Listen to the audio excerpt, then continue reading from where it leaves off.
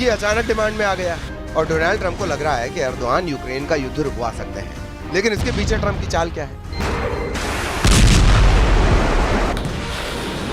इस बारे में पुतिन को चल गया है। ट्रंप अब यूक्रेन में सीरिया वाला फॉर्मूला लागू करना चाहते हैं। यूक्रेन और रूस की जंग को एक तरफ Donald Trump Tomahawk missile supply करके भड़का रहे हैं। पुतिन और जेलेंस्की की दुश्मनी को हाइमार्स वाले लॉन्ग रेंज रॉकेट डालकर खौला रहे हैं। नेटो को F-16 सप्लाई करके रूस को बता रहे हैं कि अब हमला मॉस्को से आगे किया जाएगा। डोनाल्ड ट्रंप ने हर तरह के हथियार जेलेंस्की और उसको बचाने वाले नेटो साथियों को सप्लाई करने शुरू कर दिए हैं। पुतिन को डराने के लिए डोनाल्ड ट्रंप की हर चाल बहुत ज्यादा विध्वंसक है। उसमें खौफ भी है, उसमें आग भी है और उसमें साजिश भी है। क्योंकि जेलेंस्की जिस दुश्मन से करीब 4 साल से जूझ रहे हैं, उसको टक्कर देने के लिए अब डोनाल्ड ट्रंप ने बहुत बड़ी चाल चल दी है। यूक्रेन में पुतिन के युद्ध को खत्म करने के लिए डोनाल्ड ट्रंप ने बहुत बड़े लड़ाका लीडर को उतारने का फैसला किया है। ये रूस की सेना की कामयाबियों को कमजोर करने वाला बहुत बड़ा कदम माना जा रहा है। तुर्की के राष्ट्रपति एर्दोआन वो शख्स हैं जो पुतिन की पीठ में बहुत बड़ा छुरा घोंप चुके हैं। सीरिया में जिस तरह से ईरान और रूस समर्थित बशर अल असद की सरकार उखाड़ने में एर्दोआन ने भूमिका निभाई, अब यूक्रेन के युद्ध में वैसी ही साजिश रची जा रही है। रूस इसे साफ साफ देख रहा है क्योंकि ट्रंप ने कह दिया है कि अब यूक्रेन युद्ध का फैसला एर्दोआन करेंगे।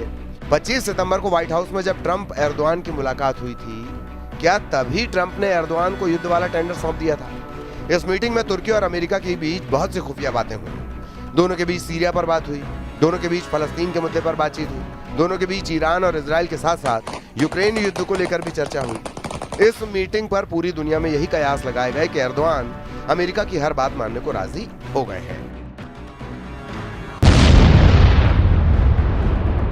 ट्रंप ने भी इशारा कर दिया है कि अब तुर्की को वो हर हथियार मिलेगा जिसकी वो डिमांड कर रहा है। इस फहरिस्त में सबसे आगे नाम F-16 और F-35 का है, जिसकी डील को लेकर अमेरिका ने तुर्की पर रोक लगा दी थी क्योंकि 2019 में तुर्की ने रूस से S-400 सिस्टम को लेकर डील की थी।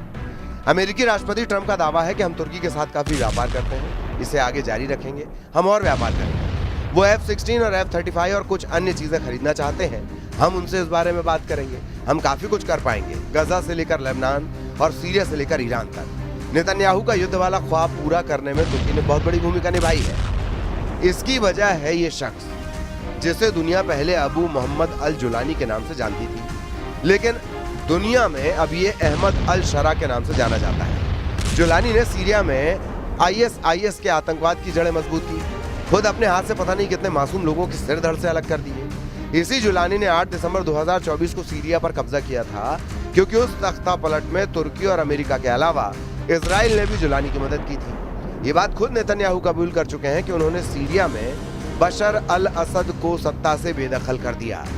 कभी इस शख्स पर अमेरिका ने $1 करोड़ का इनाम रखा था और अब ये सीरिया का राष्ट्रपति बन चुका है। तुर्की का करीबी जुलानी डोनाल्ड ट्रंप की सरकार का भी यार बन गया।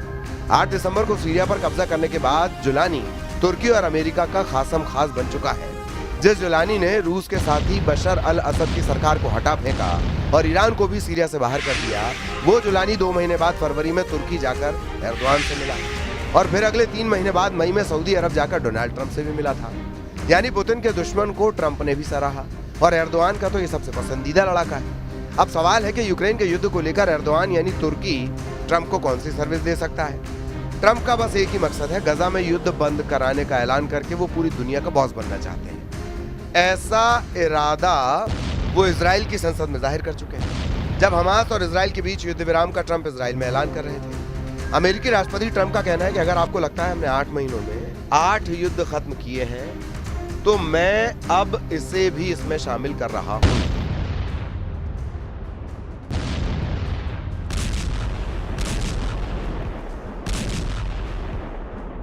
वे कहेंगे कि ये तो जल्दी आ गया, ये तो जल्दी हो गया, क्योंकि कल मैं 7 युद्ध कह रहा था लेकिन अब मैं 8 कह सकता हूँ। बंधक वापस आ गए हैं।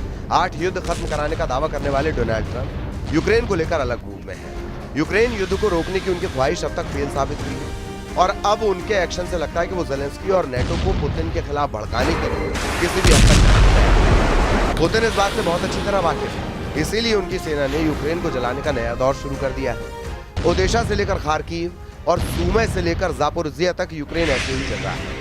पुतिन की सेना ने यूक्रेन पर 3.5 साल के युद्ध में सबसे खतरनाक अटैक को अंजाम देना शुरू कर दिया है। रूस इस बार यूक्रेन पर नहीं बल्कि नेटो पर सबसे बड़े हमले के लिए खुद को आजमा रहा है, क्योंकि अमेरिका और नेटो ने भी रूस को दबाने में कोई कोर कसर बाकी नहीं रखी। यह है पुतिन की यासीन क्लास की परमाणु पनडुब्बी और यह है पुतिन की ऑस्कर क्लास की पनडुब्बी। दोनों न्यूक्लियर सबमरीन हैं। दोनों डोनाल्ड ट्रंप की उस धमकी का जवाब देने के लिए तैयार हैं जो उन्होंने पुतिन को दी है। दोनों सबमरीन के कमांडर टारगेट सेट करते हैं, ऑर्डर जारी करते हैं कि दुश्मन को पूरी तरह तबाह कर दो। इसके बाद क्रू हरकत में आ जाता है क्योंकि मिसाइल लॉन्च होने को तैयार है। मिसाइल लॉन्च प्रशांत महासागर में अलास्का से बहुत करीब से ये मिसाइल दागी गई। जाहिर है जवाब डोनाल्ड ट्रंप को दिया जा रहा है। वो इसलिए क्योंकि डोनाल्ड ट्रंप ने भी पुतिन को धमकाने वाली बहुत बड़ी बात कही है। अपने 9 महीने के कार्यकाल में ट्रंप ने वो गलती की है जिससे पुतिन का गुस्सा मिसाइल की रफ्तार से बुलंदी पर पहुंच गया है। दोनों तरफ अब परमाणु पनडुब्बी वाला खौफ मंडराने लगा है और फिलहाल इसकी सबसे बड़ी वजह डोनाल्ड ट्रंप बन चुके हैं। रूस से टक्कर को लेकर डोनाल्ड ट्रंप ने वो बात आधिकारिक तौर पर कह दी जो 2 महीने पहले तक अमेरिका में सूत्रों के हवाले से कही जा रही थी। रूस और अमेरिका के बीच इस वक्त परमाणु युद्ध वाला खतरा माउंट एवरेस्ट वाली ऊंचाई पर पहुंच चुका है।